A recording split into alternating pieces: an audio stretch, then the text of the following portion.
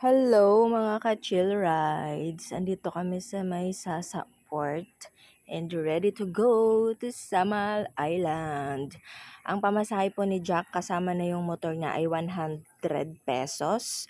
At ako naman ay 15 pesos lang yung pamasahe ko at 10 minutes lang po nandun na kami sa may Samal Island. Pag napuno na yung barge, automatic alis na kaagad. So, mabilis lang yung proseso, walang kahirap-hirap. At sobrang excited kami kasi first time namin ni Jack sumakay sa barge. O, diba? Bongga.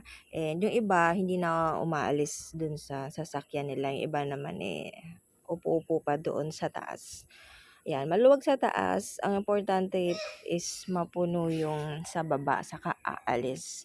So, Thursday kami niyan, kaya konti lang yung tao. Kasi sabi ni Ate MJ, pag Friday, Saturday, Sunday, punuan po talaga.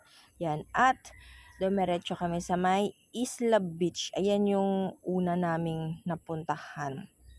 And nag-tent lang kami. Mura lang naman yung bayad dyan sa tent, pati sa tables. And after namin ma-set up ang tent, bumili kami ng fruits. At saka namalengke din kami kasi balak namin mag-samgyup dinner sa gabi dahil may baon din kaming para pang samgyup at in-invite na din namin sila Ate MJ kasama yung anak niya. Kaya nag-ikot-ikot agad kami sa palengke ng Samal.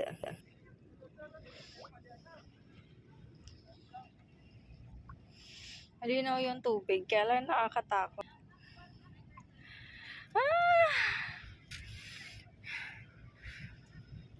Dito yung first day and night namin ni Jack sa Samal Island, sa isla. Pata kami ang nag-tent. Masyadong mabato. Buti nag-chinelas ako. Balak namin dito mag-stay ng 5 nights. Pero, lilipat na lang kami. Kasi hindi na nagustuhan ni Jack. Marami namang iba pang resort. So, in 5 days, in 5 nights, iba-iba yung resort namin.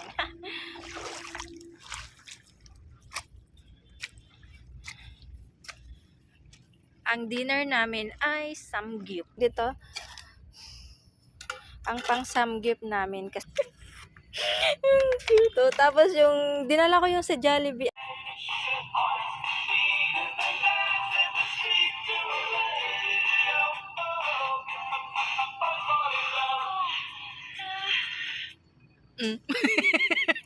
Ba't ganun yun?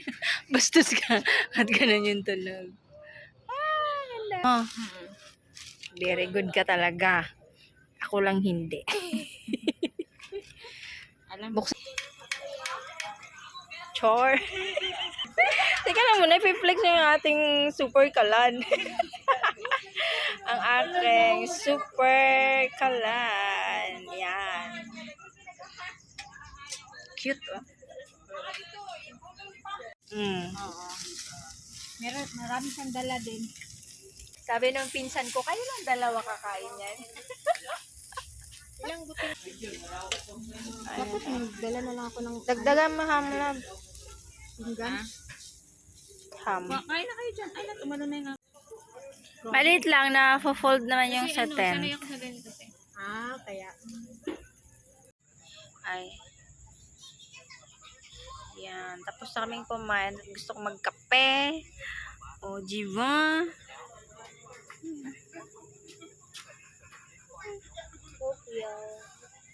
O, kuyawan, o. Matingala siguro ko kayo na.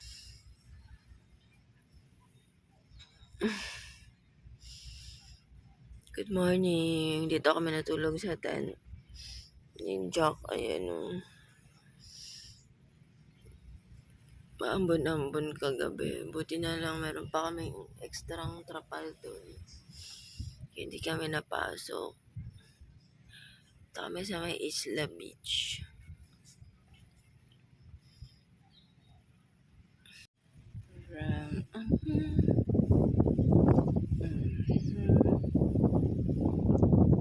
May nagwawalis naman pala. Merong close cottage. Ayan yung sa harapan mo.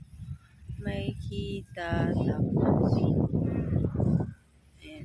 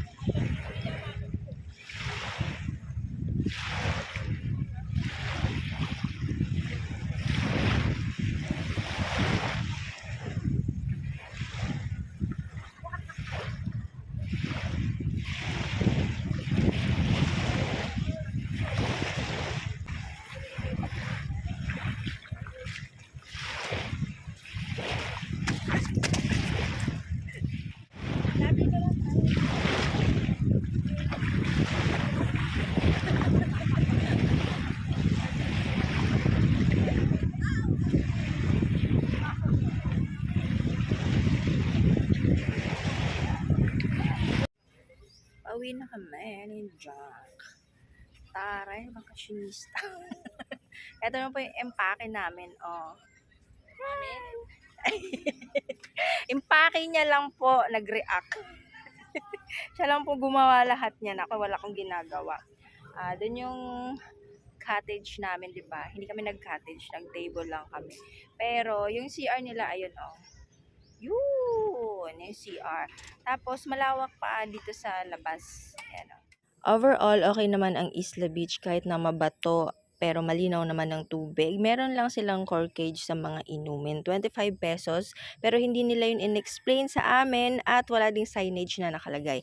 Na-surprise kami at ang iba pang mga guests.